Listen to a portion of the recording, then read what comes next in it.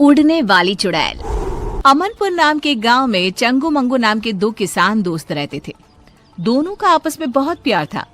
रोज की ही तरह आज भी दोनों एक साथ अपने खेत की ओर जा रहे होते हैं। अरे यार मंगू, मौसम बड़ी तेजी से बदल रहा है। बता, क्या लगता है तुझे, इस बार फसल हो पाएगी? हाँ, क्यों नहीं हो पाएगी भाई। मेरे पास तो फर्टिलिक्स है, मैं शहर से लाया हूँ। ओ, खाद तो अरे वो तो हमारे पास भी है। सब गुड़ गोबर कर देता है तू, ये शहर में मिलता है। अरे तू कहाँ से पाएगा, बहुत महंगा मिलता है ये। दिखा दी ना अपनी औकात। मंगू, आखिर हमारे बीच पैसा आ ही गया।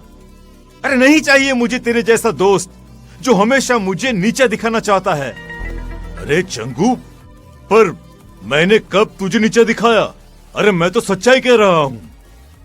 गांव के बीचों बीच दोनों बुरी तरह लड़ पड़ते हैं।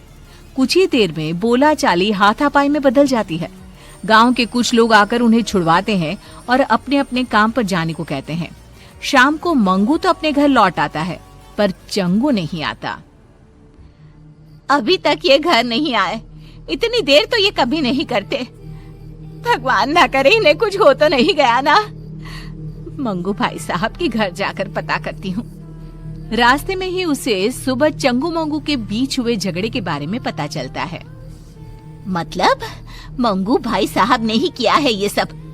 ऐसा बदला लिया कि मेरे सुहाग को ही गायब कर दिया। विमला गुस्से में सोनम के पास जाती है और कहती है, कहाँ है सोनम, बाहर निकल। बता मेरे चंगू जी कहाँ है, क्या किया है आप लोगों ने उनके साथ? तभी उन सबके सामने अपने हाथ में चंगू को उठाए एक चुड़ैल हवा में उड़ती हुई आती है। मरोगे, सब मरोगे।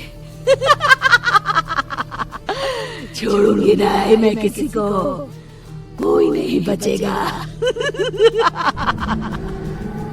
कौन हो तुम? छोड़ दो मेरे पति को। मैं हूँ उड़ने वाली चुड़ैल। सबकी आंखों के सामने वो चुड़ैल चंगू को उड़ाकर ले जाती है। बचाओ, बचाओ, अरे अरे कोई बचाओ मुझे। उसी रात से गांव में उड़ने वाली चुड़ैल का साया मंडराने लगता है। अगली सुबह केसारी लोटा लिए खेत की तरफ जा रहा होता है। तभी चुड़ैल उड़ती हुई आती है और उसे हवा में उड़ाकर ले जाती है। अरे चुड़ैलिया, मुझे छोड़ दे मुझे चुड़ैलिया। अरे चाहिए तो मेरा ये लोटा ले ले। तेरे लोटे का मैं क्या करूंगी? मुझे जो तेरी चर्बी चाहिए, चर्बी। चुड़ैल चंगू की तरह ही केसारी को गांव के बीचों बीच हवा में घुमाती हुई गायब हो जाती है। धीरे धीरे चुड़ैल का प्रकोप गांव में बढ़ता ही जाता है। आए दिन कोई ना कोई गांव से गायब हो जाता। धीरे धीरे कर लोग घर से निकलना भी बंद करने लगते हैं। फिर एक दिन, ऐसा कब तक चलेगा? अरे कब तक हम लोग घर पे बैठे रहेंगे? अब तो कोई अपने घरों के छत पर भी नहीं जाता। इस चुड़ैल से छुटकारा पाने का कोई ना कोई रास्ता तो निकालना ही पड़ेगा। हाँ जी, बिल्कुल सही कह रहे हैं आप।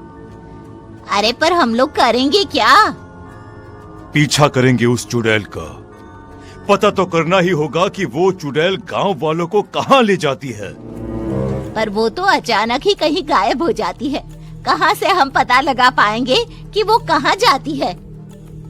गेहूं की एक पोटली तो लाना सोनम। ये पोटली ही आज सभी गांव वालों का ठिकाना बताएगी। शाम को मंगू जानबूझकर हाथ में एक गेहूं की पोटली लेकर गांव के चौराहे से गुजरता है। उसे देखते ही चुड़ैल उसे उठा ले जाती है। फंसी गया, चुड़ैल के जाल में फंस गया। फंसी तो तू है चुड़ैल, मंगू के जाल में। हमेशा की तरह चुड़ैल गांव के बीचों बीच उड़कर मंगू को लेकर गायब हो जाती है। चुड़ैल के अदृश्य होते ही मंगू अपनी पोटली से गेहूं के दाने नीचे डालना शुरू कर देता है। दानों का पीछा करते हुए सभी गांव वाले एक अलग ही दुनिया में पहुंच जाते हैं। एक ऐसी दुनिया जहाँ हर तरफ इंसान की शक्ल की सब्जियां थी। और तो कौन नया गांव मालूम पड़ता है। अरे भैया वो देखिए हमारे चंगू जी पेड़ पर आधे टमाटर बनकर लटक रहे हैं। अरे कुछ कीजिए, उनको बचाइए ना। अरे वो देखो भिंडी के सारी ही लागत है। मतलब उड़ने वाली चुड़ैल सभी को सब्जी में बदल देती है। मतलब ये सभी सब्जियां इंसान ही हैं।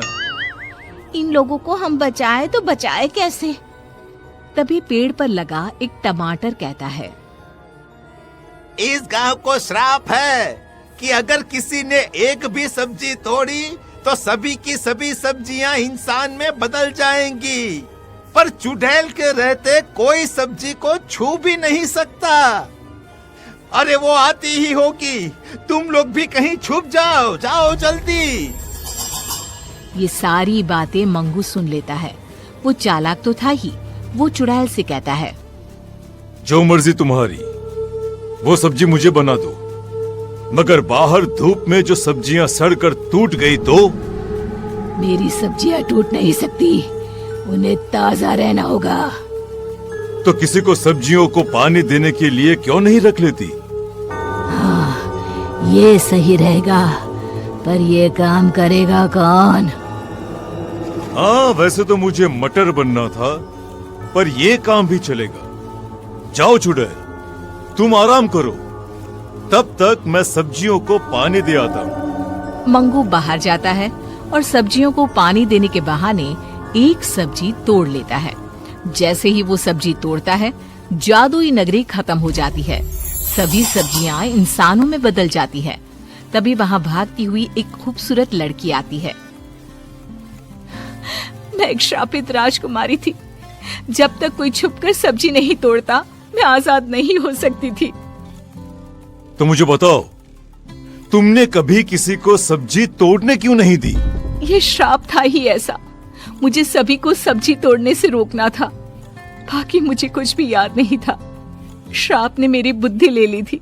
पर आज जब मंगू ने हिम्मत दिखाई और सब्जी तोड़ी, तो सभी के साथ मैं भी मुक्त हो गई। मंगू की समझदारी सभी को बचा लेती है। सभी लोग वापस गांव आ जाते हैं। चंगू मंगू फिर से अच्छे दोस्त बन जाते हैं।